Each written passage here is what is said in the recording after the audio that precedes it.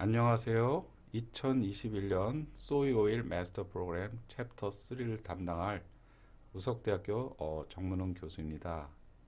챕터 3의 내용은요, 식용유 정제, 가공 및 보관 방법에 관련된 내용입니다. 우선 이제 이 챕터에서 다룰 내용을 좀 더 자세히 살펴보면요, 제일 먼저는 식용유를 어떻게 추출하느냐, 그 다음에 이제 추출돼서 얻은 원유를 정제하는 방법, 그리고 이제 간단한 가공 공정에 대해서 다루겠고요. 두 번째 장에서는 식용유의 산화, 어떤 그 과정을 거쳐서 산화가 일어나는지, 그 다음에 또 세 번째는 식용유의 적절한 보관 방법에 대해서 말씀드리겠습니다. 우선 식용유의 추출을 먼저 보겠는데요. 일반적으로 있는 식물성 유종이나 이런 유지 자원으로부터 기름을 추출하는 방법은 크게 두 가지가 있습니다. 하나는 단순한 기계적인 압착 추출법이 있고요. 두 번째는 이제 용제를 위한, 용제라는 건 용매라고 그러는데요. 용매를 이용한 추출법이 있겠습니다. 그래서 기계적인 압착 추출법은 보통 이제 유지 함량이 높은 유종으로부터 추출하는 방식인데요. 예를 들면은 이제 들깨나 참깨 등으로부터 이제 추출하는 방식이 되겠습니다. 이런 경우에는 이제 보통 크게 두 가지가 있는데, 수압식 추출법이 있고요. 단순히 기계 이제 시장에 가면은 방앗간에서 꽉 눌러서 짜는 그런 방식이 되겠고요. 또 한 가지는 이제 익스펠러 타입이라고 해서 그 원통형 안에 나선형의 이제 그런 축이 있어 그걸 돌면서 주스를 짜듯이 이렇게 짜는 방식이 있습니다. 그래서 익스펠러 프레스 타입이라고 그러는데, 이런 타입은 조금 더 이제 수압식보다는 그 효율이 높은 걸로 알려져 있고요. 그 가끔가다 이제 그 유지 함량이 낮은 그런 유종에서도 이 압착식을 쓰는 경우도 있습니다. 보통 이제 유종의 대부분의 경우는 용제 추출법을 상업적으로 주로 사용하는데요. 이때 이제 핵세인은 어떤 기름을 용해해서 같이 뽑아내게 되죠. 그래서 이렇게 뽑아낸 기름에 기름과 용제가 이제 섞여 있는 상태를 마이셀이라고 그러는데요. 이 마이셀에 용제를 회수하고 그 남아있는 기름을 얻어내는 방식이 되겠습니다. 우선 이제 기름을 추출을 하려면은 이제 어떠한 유종의 전처리 공정을 거치게 되는데, 우선 콩을 예를 들어서 한번 보겠습니다. 콩을 우선 이제 수확을 하게 되면 콩을 여러 가지 이물질로부터 선별하게 됩니다. 이제 클리닝이라는 과정인데요. 이 선별하고 나서 이 콩을 갖다가 수분 함량이 약 13% 이하 정도가 될 수 있도록 건조를 하게 됩니다. 그래서 건조된 이 콩을 롤러 사이로 이렇게 간극을 일단 적당히 조절해서 롤러 사이를 통과시키게 되면 콩이 6에서 8조각으로 조각조각 나게 됩니다. 이 과정에서 이제 거기에 껍질, 반투명한 껍질이 있겠죠. 이 껍질은 찢어져서 이제 따로 분리가 됩니다.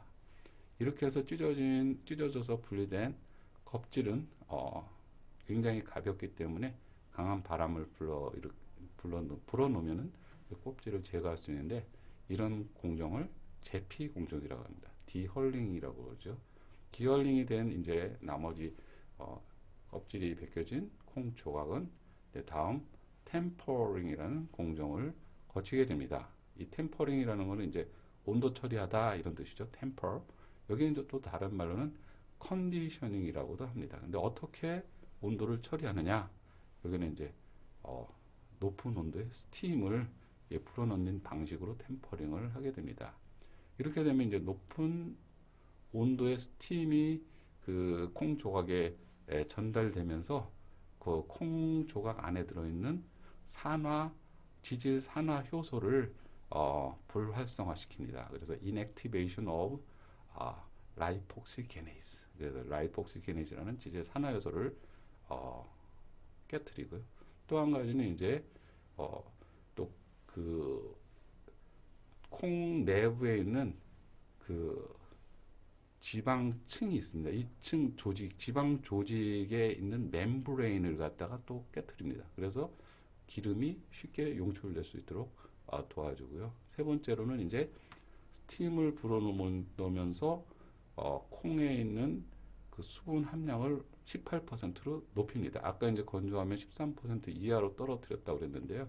이번엔 템퍼링 공중에서는 이제 18%로 올라가고, 그 다음 아편 공중에서 이제 이 롤러 사이를 통과하게 되면 충분한 수분 함량으로 해서 납작하게 찌그러지게 되는 그런 아편을 다음 아편 공정을 용이하게 해주는 역할을 템퍼링이 해주게 됩니다. 그런데 이 아편의 두께는 얇으면 얇을수록 추출 효율이 올라갑니다. 그래서 얼마나 얇게 하느냐, 이게 기술이 되겠죠.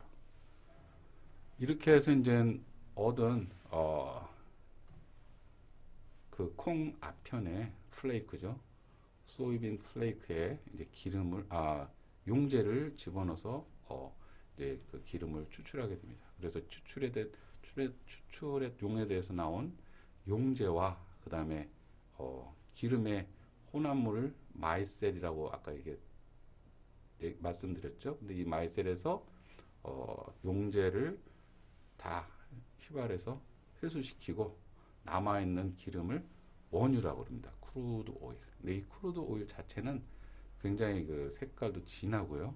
그 다음에 냄새도 많고 여러 가지 다른 불순물들이 많기 때문에 바로 식용으로 하기에는 적합하지 않습니다. 그래서 이제 정제 공정을 거치게 되는데요. 이때 거치는 정제 공정이 다음과 같은 것들이 있습니다. 여기에서 보듯이 탈검, 그 다음에 탈검 있겠죠. 그 다음에 탈산, 알카리 탈산, 그 다음에 탈색, 탈취 공정이 있겠습니다. 이렇게 해서 이것까지 다 거치게 되면 이때 얻어진 제품을 갖다가 우리는 정제 콩기름이라고 그러고요. 또 다른 말로는 RBD 소이빈 오일이라고 그럽니다. 그래서 탈검 과정에서는 물을 첨가해서 검질을 뽑아내는 거고요. 검질은 대부분이 인지질로만 이루어진, 거의 대부분이 인지질로 이루어졌죠. 그 다음에 이제 알카리 탈산에서는 가성소다 NaOH를 첨가해서 중화 반응에 의해서 유리지방산을 제거하고요. 그 다음에 탈색 공정에서는 탈색토라는 활성 탈색토를 첨가해서 색소 성분들을 흡착해서 제거하는 과정이 되겠습니다. 그리고 탈취는 스팀을 불어넣어갖고 이제 냄새가 나는 이제 불쾌한 냄새 성분, 그 다음에 또 거기에 안에 들어있는 유리지방산, 그리고 또 토코페르나 스테롤도 이때 동시에 제거가 되게 됩니다. 하나씩 좀 다시 한번 살짝 보겠습니다. 우선 탈검 공정에서는 인지질이라는 게 있는데요. 원유의 인지질이 보통 한 2% 정도 들어있거든요. 이 인지질에 물을 첨가하게 되는데, 이렇게 해서 이제 물을 첨가하면 인지질이 수화하게 됩니다. 물을 첨가해서 교반하게 되면 수화한 인지질은 비중이 증가해서 이렇게 기름층과 분리하게 돼서 가라앉게 되게 됐죠. 그래서 이걸 원심 분리를 해서 수화 인지질을 제거하는데요. 탈검 공정에서 인지질을 제거할 필요가 있는 이유가 뭐냐면, 그 인지질은 나중에 이제 열을 가하게 되면 갈색으로 이제 브라우닝 현상이, 착색 현상을 일으키게 됩니다. 그 다음에 또 인지질을 수송이나 이렇게 오래 보관하게 되면 인지질이 또 가라앉게 되죠. 그래서 이렇게 가라앉게 되면 이제 굉장히 그 문제가 발생되기 때문에 인지질은 반드시 제거해야 될 물질 중에 하나가 되겠습니다. 다음에는 탈산 공정에서는 그 가성소다를 넣는다고 그랬잖아요. 이 가성소다를 첨가하게 되면 유리지방산과 반응을 해서 비누분이라는 게 형성이 됩니다. 비누분이라는 건 소업이죠. 소업스탁이라고 그러는데 비누죠. 비누가 만들어지는데 비누는 물에 잘 녹잖아요. 근데 유리지방산은 물에 안 녹습니다. 그래서 그 기름에 잘 녹여 있는 유리지방산을 물에 잘 녹게 해서 이제 분리하는 방법인데 이 비누분은 또 물 기름보다 더 가볍기 때문에 원심 분리를 해서 이 비누분을 제거하고요. 또 남아있는 비누분은 물로 첨가해서 씻어갖고 워터 워싱이라고 그래서 수세를 통해서 이제 비누분을 제거하게 되겠습니다. 그 다음에 탈색 공정에서는 이제 흡착제를 첨가해서 색소 성분 등을 흡착해서 제거하는 공정인데요. 이때는 색소만 흡착되는 게 아니고 여러 가지 이제 예를 들면은 다른 그 색소뿐만 아니라 남아있는 인지질이라든지 금속 성분이라든지 아니면 유리지방산 등도 여기서 흡착돼서 제거되게 되는데요. 공정을 살펴보면 아까 이제 탈산했던 탈산유를 일단 탈색 그 탱크에다가 집어넣고 감압을 하게 됩니다. 이제 진공으로 이제 감압을 건 다음에 온도를 높이게 됩니다. 한 100도 정도로 가열하였고 이렇게 100도가 되게 되면 흡착제를 첨가하게 됩니다. 흡착제를 첨가한 다음에 교반을 하게 되는데 약 한 30분 정도 교반해서 충분히 교반하게 되면 이제 교반하는 과정에서 흡착제 색소 성분이 흡착되게 되겠죠. 그래서 이제 이렇게 흡착제를 필터하고 나서 탈색률을 얻게 됩니다. 이때 첨가하는 흡착제의 종류는 여러 가지가 있는데 보통 이제 활성 탈색토가 가장 많이 쓰이는 거고요. 어떨 경우에는 이제 이런 다른 실리카라든지 활성탄이라든지 아니면 마그네슘 실리케이트 등을 혼합해서 사용하는 경우도 있습니다. 이번에는 탈취 공정이 되겠습니다. 탈취 공정은 이제 탈색유를 이제 일단은 이제 탱크에다 일단 저장해 놓은 다음에 필터를 해서 열 교환기를 통해서 이제 가열을 하고요.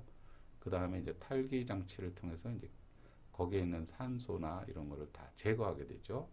그 다음에 이제 탈취기로 집어넣게 되는데 이제 탈취기는 여러 단이 있죠. 여기서 보면 하나, 둘, 셋, 네 개의 단이 있고 또 밑에는 이제 냉각하는 냉각단도 있습니다. 그래서 이건 5단이 되겠는데 스팀을 불어 넣게 됩니다. 그래서 불어 넣어서 스팀을 불어 넣어서 굉장히 고진공 아래에서 보통 1에서 한 5mm HG 정도의 진공을 걸어갖고 이제 휘발성 물질을 특히 냄새가 나는 이런 성분들을 제거하는 공정이 되겠는데요. 이때 이제 그 응축돼서 나오는 그 응축 그 디스틸레이트라고 그러죠. 응축물을 갖다가 탈취 지방산이라고 그래요. 그래서 탈취 지방산은 수거해서 우리가 이제 상업용으로 또 쓸 수가 있습니다. 왜냐하면 탈취 지방산에는 아까 얘기했듯이 유리 지방산도 들어있고요.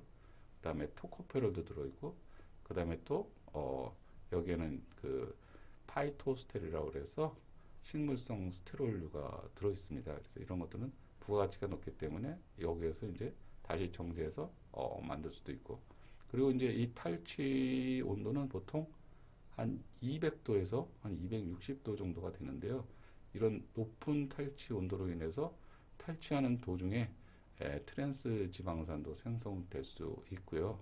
그다음에 탈취 과정에서는 또 아까 말씀드린 그 색소 성분 중에 카로테노이드와 클로로필이 있는데 이 탈취 과정에서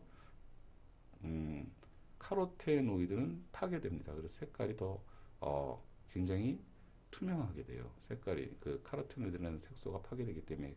그래서 카로테노이드 색소가 파괴되는 그런 공정을 여기서는 이제 뭐라고 그러냐면은 그 힛 브리칭, 그래서 가열 탈색이라고 그러죠. 그런데 클로로필의 경우에는 같은 색소라도 탈취 과정에서 파괴되지 않습니다. 그러니까 클로로필은 반드시 탈색 공정에서 먼저 제거돼야 하겠습니다. 이렇게 해서 이제 맨 바닥 부분에서 이제 냉각되고 열 교환기로서 완전히 식혀서 최종 필터를 거쳐서 얻어지는 기름이 탈취유가 되겠습니다. 탈취유는 결국은 그 정제 공정을 다 거친 기름이기 때문에 이제 병입을 해서 판매하면 되겠습니다. 이렇게 해서 이제 정제가 끝났고요.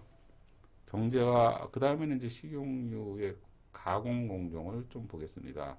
식용유 가공공 중에 이제 아주 많이 쓰이는 것들이 수소 경화 공정인데요.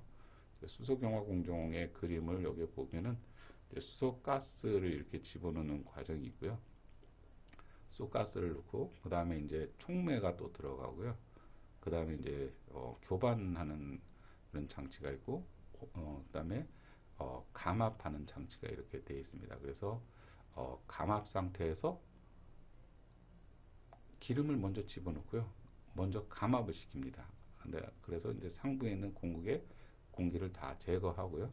그 다음에 이제 온도를 우리가 원하는 온도까지 올리게 됩니다. 보통 이제 수소 경화하면 이제 160에서 한 210도 사이에서 이 온도 반응시키는데, 반응 시간은 뭐 우리가 원하는 목표치에 따라서 다 달라지기 때문에 보통 한 15분, 뭐 길면 한 30분 이 정도 반응을 시키게 되겠죠. 그 다음에 이제 이때 사용하는 촉매는 니켈, 뭐 구리, 아니면 이제 다른 귀금속, 그래서 이제 프리시우스 메탈이라고 그러는데요. 플래티늄이나 펠라디움 같은 귀금속을 쓰기도 합니다. 근데 이 중에서 이제 상업적으로 가장 널리 쓰이는 것은 니켈이 되겠습니다. 그 원리를 이렇게 찾아보면요. 수소 경화 공정은 그 수소 첨가 공정이라고도 하는데요. 수소를 그 이중 결합, 여기에 보면은 왼쪽에 보면은 이중 결합이라고 써 있잖아요. 탄소와 탄소 사이의 이중 결합에 이렇게 있으면, 이중 결합이 지방산에 포함되어 있으면 이제 이거를 융점이 낮습니다. 이렇게 융점이 낮으니까 상온에서 액체로 존재하게 되겠죠. 그래서 이런 거를 액상유라고 그러는데, 이 액상유에다가 이제 수소 가스와 촉매와 열을 가하게 되면 이제 이 수소가 이 이중 결합에 이렇게 첨가되게 됩니다. 그래서 이 첨가되면은 이제 이 수소가 첨가됨으로써 이중 결합이 단일 결합으로 전환되게 되겠죠. 이렇게 단일 결합으로 전환이 되면은 이제 이 융점이 상승하게 됩니다. 융점의 상승함으로 인해서 상온보다 더 높은 융점을 갖고 있게 되니까 당연히 고체 지방으로 바뀌게 되겠죠. 그래서 액체유를 고체유로 바꾸는 이런 공정이 되겠는데요. 이중결합이 단일결합으로 바뀌게 되면은 산화 안정성이 되게 높아집니다. 그래서 옛날에 이제 이 수소 경화를 이용해서 단일결합을 만들면서 이걸 가지고 산화 안정성이 높은 튀김류를 사용하거나 아니면은 쇼트닝의 원료로 사용하거나 뭐 고체질을 필요로 한 마가린이나 뭐 이런 데 사용하기 위해서 이제 수소 경화를 많이 사용했었는데, 이 수소 경화 과정에서 부작용으로 이제 트랜스 지방이라는 게 생성이 되게 됩니다. 그래서 이 트랜스 지방상은 이제 건강상의 여러 가지 문제로 인해서 안 좋은 걸로 알려져 있죠. 그래서 수소 경화 공정이 많이 그 식용유 가공 공정에서 이제 거의 많이 사라지게 되는 그런 단계에 있습니다. 요번에는 이제 또 다른 식용유의 가공 방법으로 결정화 분해기라는 게 있는데요. 크리스탈라이제이션 프랙셔네이션이라는 기술인데요. 이거는 단순히 이제 여러분들이 기름을 갖다가 찬 곳에 놓으면은 뭐 얼음 결정이 이렇게 가라앉는 걸 볼 수가 있겠죠. 그 원리를 이용하는 겁니다. 그래서 식용유를 갖다가 먼저 잘 녹인 다음에 냉각을 시키면 이제 결정핵이 먼저 생기고요. 뉴클레이션이라는 이제 결정핵이 생긴 다음에 좀 시간이 지나면 결정이 커지겠죠. 그 결정의 성장, 숙성을 시키고 그 다음에 충분히 숙성된 결정 성장을 필터를 하게 되면 고체는 필터에 남아있고 액체는 이제 필터를 통과하게 되겠죠. 그래서 액체지와 고체지를 분리하는 기술이 되겠습니다. 이렇게 해서 이제 액상유는 액상유대로, 고체유는 고체유대로 다 쓰임이 다르기 때문에 이렇게 분리하는 기술인데, 이때 얻어진 고체지는 스테아린이라고 그러고요. 팜유에서 얻어졌으면 팜스테아린이라고 불리겠죠. 그 다음에 이때 얻어진 액상유는 올레인이라고 불립니다. 또 다른 그 식용유의 가공 공정에는 쇼트닝과 마가린이 있는데요. 둘 다 되게 유사하게 생겼죠. 근데 그 차이가 뭐냐면, 쇼트닝은 그냥 기름입니다. 근데 마가린은 버터의 대용품입니다. 큰 차이가. 그래서 쇼트닝에는 물이 안 들어가 있습니다. 근데 마가린에는 반드시 물이 들어 있습니다. 여기에 보면은 이제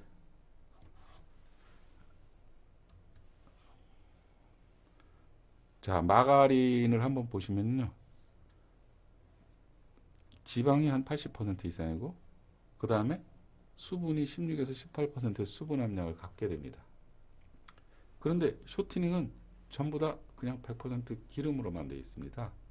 그리고 가끔가다 여기에 이제 쇼트닝에는 그 유화제를 첨가하는 경우도 있습니다. 그래서 쇼트닝은 또 두 가지 종류가 있어요. 한 가지는 그 쇼트닝은 그리고 또 대부분이 고체 지방을 의미합니다. 그래서 유동성 있는 기름이라기보다는 약간 고체성을 갖게 되죠. 그래서 마가린도 고체고 쇼트닝도 고체인데요. 그런 쇼트닝은 크게 두 가지가 있는데 한 가지는 튀김용 쇼트닝이고요. 튀김용 쇼트닝은 그냥 기름이죠. 그냥 고체 지방. 그 다음에 이제 제빵용 쇼트닝은 이제 빵을 만들기 위해서 하는 건데 특히 제빵용 쇼트닝에서는 이제 이 고체를 만들 때 고체라는 건 결정이죠. 이 결정 구조가 굉장히 중요합니다. 그래서 결정은 크게 알파가 있고 그다음에 베타가 있고 베타 프라임이라는 세 종류가 있는데 이 제빵용 쇼트닝에는 이 베타 프라임이라는 결정 구조가 중요하게 됩니다. 그리고 마가린은 쇼트닝과 달리 그 수분을 갖고 있다고 그랬잖아요. 근데 이제 수분 함량이 80% 이상입니다. 그래서 마가린은. 근데 이제 마가린의 수분 함량이 수분이 아니고 지방 함량이 80% 이상인데 지방 함량이 80% 미만이고 40% 이상인 이런 마가린을 스프레드라고 불립니다. 보통 테이블 스프레드라고 불리우죠. 그리고 이제 지방 함량이 40% 미만인 마가린은 이제 라이트 마가린이라고 불리는데 이거는 이제 라이트라는 거는 이제 그 다이어트용이라는 뜻이죠. 저칼로리라는 뜻이 되겠습니다.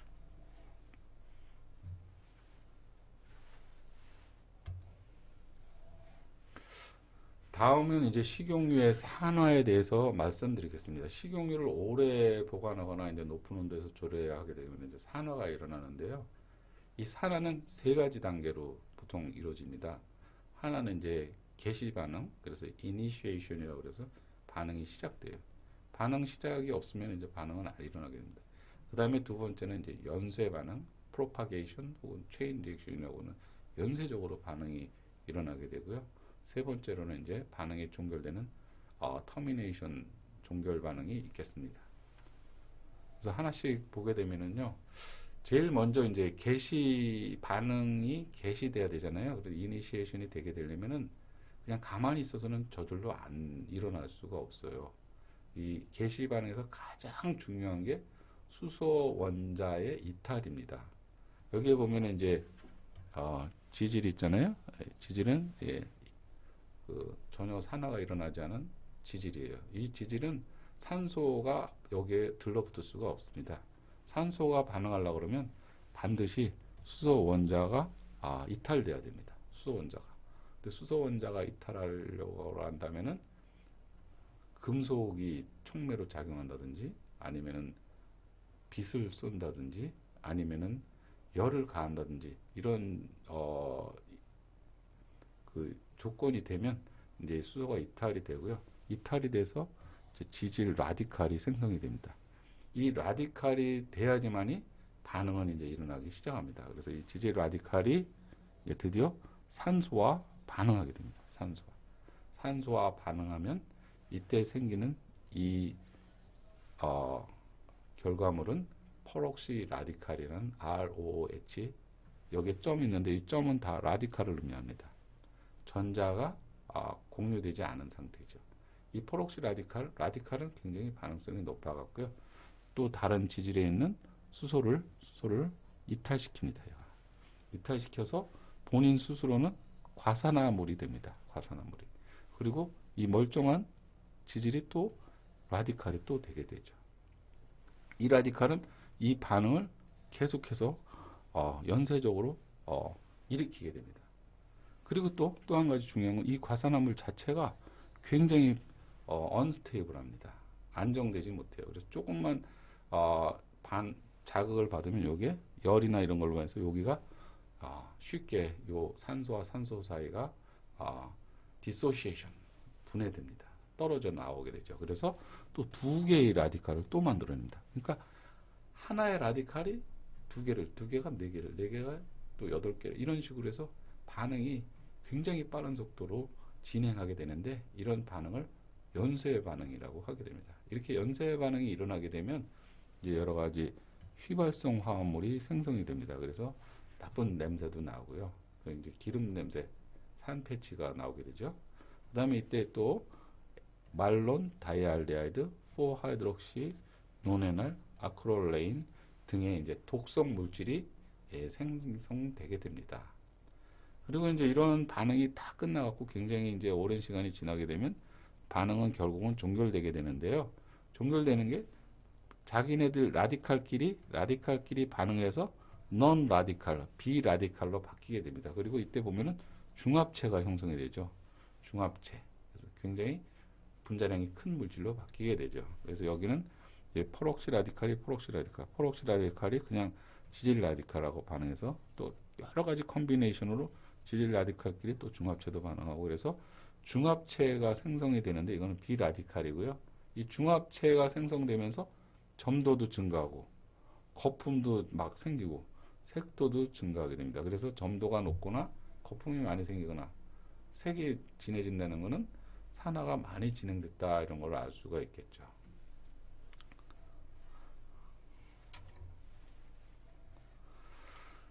이렇게 이제 식용유가 산화가 되면은 아까 말씀드린 여러 가지 나쁜 냄새도 만들어내고요. 그래서 이제 식품의 향미가 떨어져서 품질이 저하가 되겠죠. 그 다음에 이제 독성 물질이 생성이 돼갖고 인체의 유해성이 증가하게 되고요.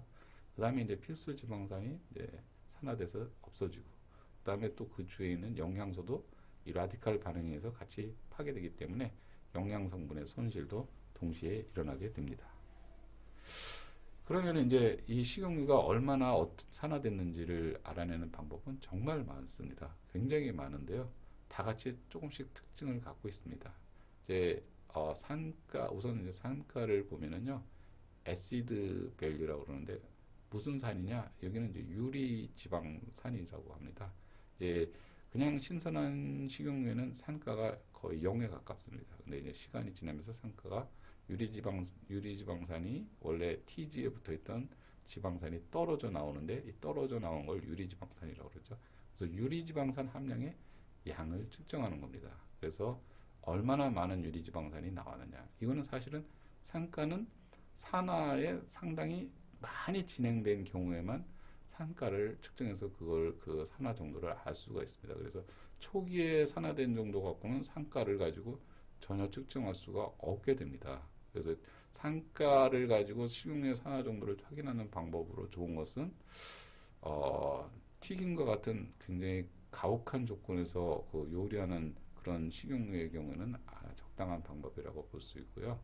그다음에 과산화 물가는 아까 이제 산화의 초기 단계, 연쇄 반응에서 초기 단계에서 이제 과산화물 ROH라는 게 생겼잖아요. 근데 그 생긴 그 산화 정도를 과산화물이 얼마나 많이 생겼는지를 측정하는 방법인데 아까 제가 말씀드렸다시피 과산화물 자체가 굉장히 불안정합니다. 그래서 쉽게 깨지기 때문에 과산화물 가루는 산화 정도를 측정하는 데 굉장히 어렵습니다. 그런데 과산화물가를 가지고 식용유의 산화를 측정할 때 좋은 방법은 비교적 초기 산화가 초반전에 일어났을 때, 초반부에 일어났을 때 이 과산화물가를 가지고 식용유 산화를 측정하면 굉장히 정확한 방법, 좋은 방법이 되겠습니다. 그 다음에 이제 총 극성 화합물량, 이거는 이제 산화가 진행되면서 산소가 막 이제 지질 분자에 막 들어가게 되잖아요. 그러면 이제 산소에 그 지질 산화가 일어나면서 산소가 들어가면서 이제 극성 물질화가 돼요. 이렇게 생긴 극성 물질의 함량을 측정하는 방법인데 분석법이 굉장히 까다롭습니다. 근데 이 극성화합물 분석법은 주로 중기나 말기, 산화 일어날 때 보는 굉장히 좋은 방법이고요. 또 그 다음에 불포화 지방산의 불포화 지방 상대적인 조성 변화. 왜냐하면 불포화도가 높은 지방산부터 먼저 파괴되기 때문에 이 불포화 지방산이 얼마나 상대적으로 남아있는가를 분석하는 방법. 그 다음에 이제 산화가 일어나면서 공액 이중결합이라는 지방산이 많이 생기고요. 또 말론 알데하이드 함량을 측정한다든지 헥사날이라는 이제 휘발성 화합물이죠. 이 헥사날 함량을 측정한다든지 파라 아니시닌 벨라고 해서 이거는 이제 이것도 알데하이드의 일종인데요. 컨주게이티드 알데하이드라고 해서 특별한 이제 알데하이드의 종류를 측정하는 방법이 되겠고, 카보닐은 모든 이제 알데하이드나 케톤 등의 모든 카보닐 함량을 동시에 분석하는 방법이겠죠. 총 카보닐 함량을 측정하는 화학적으로 측정하는 방법이 되겠습니다. 그리고 이제 여기에서 이제 이거 보면은 이렇게 이쪽은 그 우리가 그냥 주방에서 감각적으로 이렇게 알아낼 수 있는 방법인데요. 오래 사용된 기름의 경우는 불쾌한 기름 산패취나 산화체가 나오겠죠. Objectionable lipid oxidant odor 이런 게 나오겠고, 그다음에 색도가 증가하겠죠. 근데 이 색도에 A를 튀겼을 때하고 A라는 식품을 튀겼을 때고 B라는 식품을 튀겼을 때 색도가 다른 식품을 틀렸을 때는 식품으로부터 또 색이 올 수 있기 때문에 단순히 색도만 비교해 갖고는 그 어느 게 더 산화됐는지를 비교하는 건 상당히 어려운 얘기인데, 같은 동일한 프랙티컬한 방법으로 계속 튀김을 했을 때 요 정도 색도에서는 산화가 많이 일어나겠구나, 요 정도 색도가 낮으면 산화가 덜 일어났구나, 이런 정도는 서로 비교할 수 있겠죠. 그리고 거품은 특히 이제 중합체가 많이 생기면 거품이 막 증가하게 되거든요. 점도가 증가하고 거품하고는 서로 아주 밀접한 관계를 갖고 있고요. 그 다음에 이제 오래된 기름에는 연기가 이렇게 나오게 되는데, 이 연기는 아까 산가하고 상당히 밀접한 관계를 갖고 있는 분석법이 되겠습니다. 이번에는 이제 식용유의 보관 방법을 보겠습니다. 식용유의 보관 방법을 알려면은 식용유의 산화가 어떤 요인에 의해서 조절이 될 수 있는지를 먼저 아는 게 되게 중요합니다. 식용유의 그 산화에 영향을 미치는 요인들을 보면은요, 가장 중요한 거는 식용유 자체의 지방선 조성입니다. 그러니까 식용유 자체가 불포화도가 높으면 높을수록 산화 안정성은 상당히 급격하게 떨어지게 됩니다. 예를 들면 불포화도가 높은 들기름의 경우는 엄청나게 빨리 산패가 일어나겠죠. 그리고 불포화도가 낮은 이제 기름의 경우에는 산화가 상당히 산화로부터 안정할 수 있습니다. 그래서 어떤 식용유에 그 식용유가 가지고 있는 내재적 산화 안정성이 있는데, 그것은 철저하게 그 식용유의 지방산 조성에 기인하게 됩니다.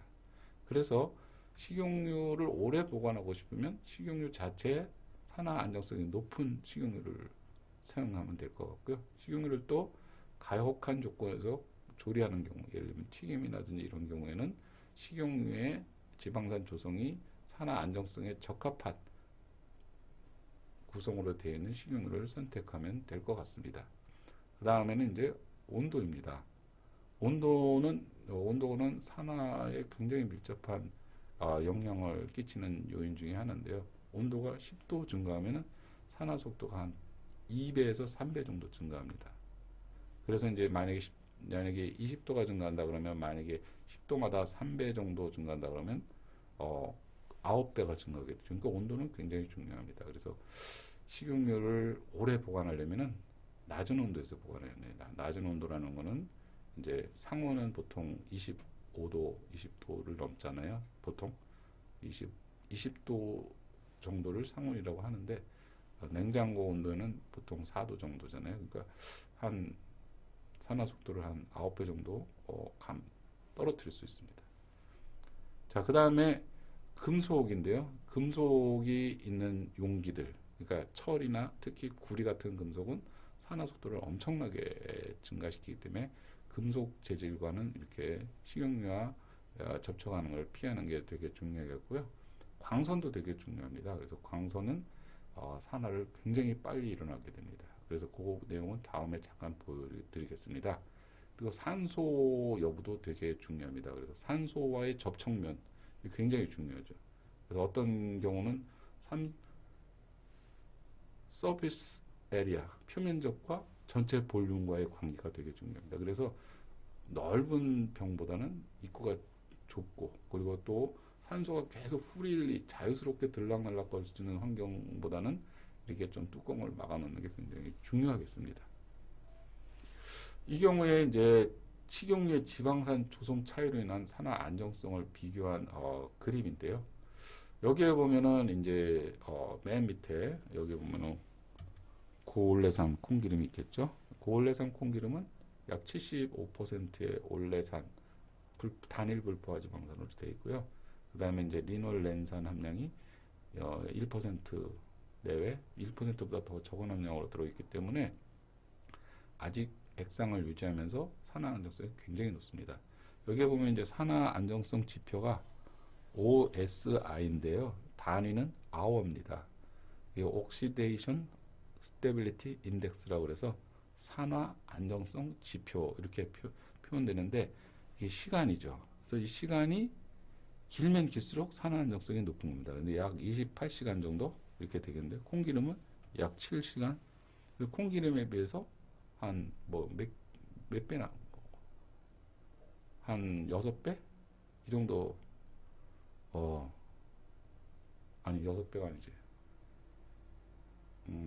66이 4, 5, 20 한 6배 가까이 되겠네요. 하여튼 굉장히 높은 산화 안정성을 갖고 카놀라유에 비해서도 옥수수 일반 옥수수에 비해서도 뭐 거의 2배에서 3배, 3배 가까이 높은 산화 안정성을 갖기 때문에 이 고올레산 콩기름을 이용하면 그 높은 온도에서 요리하는 그 요리하는 튀김류라든지 아니면 또 오래 식용유를 보관해야 된다든지 아니면은 식품을 가공하고 나서 오랜 저장 기간이 필요한 경우에는 이런 고올레산 콩기름을 쓰게 되면 굉장히 유리하게 되겠습니다.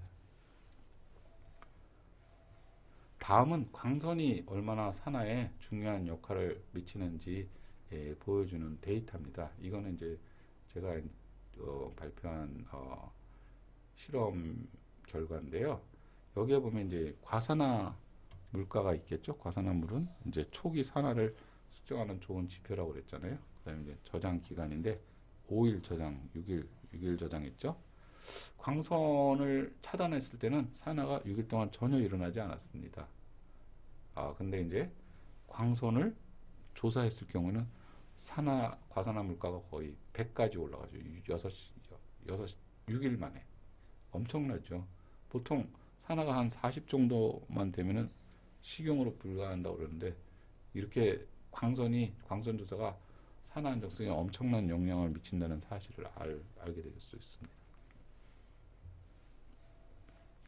자, 이렇게 해서 식용유의 추출, 그 다음에 정제, 가공, 그 다음에 식용유의 산화, 그리고 어떻게 식용유를 잘 보관할 수 있는지 이 방법에 대해서 여러분과 함께 생각해 봤습니다.